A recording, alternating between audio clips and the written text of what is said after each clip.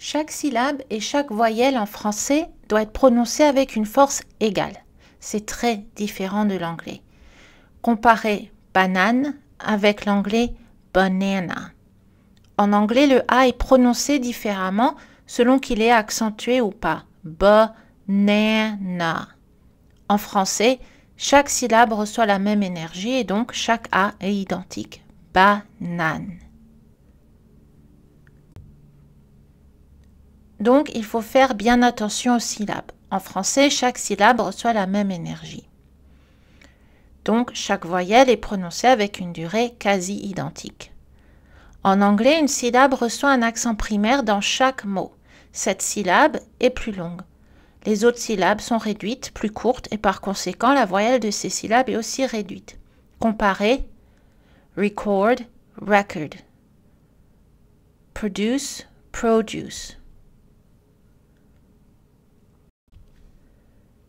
Les exemples en français sont dans la colonne de gauche et en anglais dans la colonne de droite. Photographie, photography. Téléphone, telephone. Électricité, electricity. Géologie, geology. Association, association.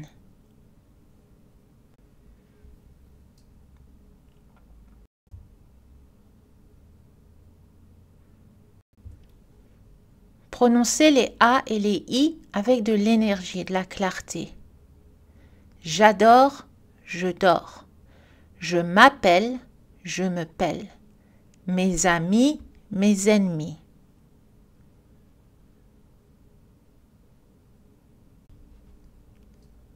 La langue française attribue un accent, mais contrairement à l'anglais, cela ne se passe pas au niveau du mot. En français, ce sont des groupes de phrases qui reçoivent l'accentuation. Ainsi, en anglais, l'accentuation peut distinguer des mots différents. Je vous laisse trouver les deux mots possibles pour chacun des exemples suivants.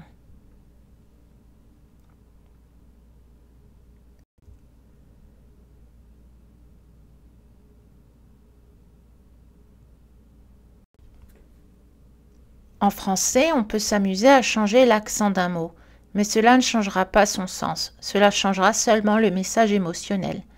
Par exemple, je peux dire « J'ai battu un record » ou « J'ai battu un record ». C'est la même chose, mais avec un message émotionnel différent.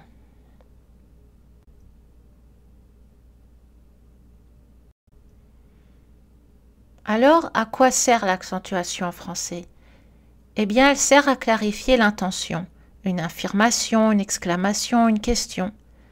L'accentuation sert aussi à regrouper des mots ensemble pour que la parole soit plus facile à interpréter. Grâce aux indices d'accentuation, on comprend mieux quels mots vont ensemble et où on peut faire des pauses pour respirer. La langue française aime l'accentuation montante sur la dernière syllabe de chaque mot important. L'accentuation montante est aussi utilisée pour marquer une question. L'accentuation descendante est utilisée pour finir une phrase affirmative et souvent une question avec « est-ce que ». Tu étudies le français et les maths. Tu étudies le français et les maths? Est-ce que tu étudies le français et les maths?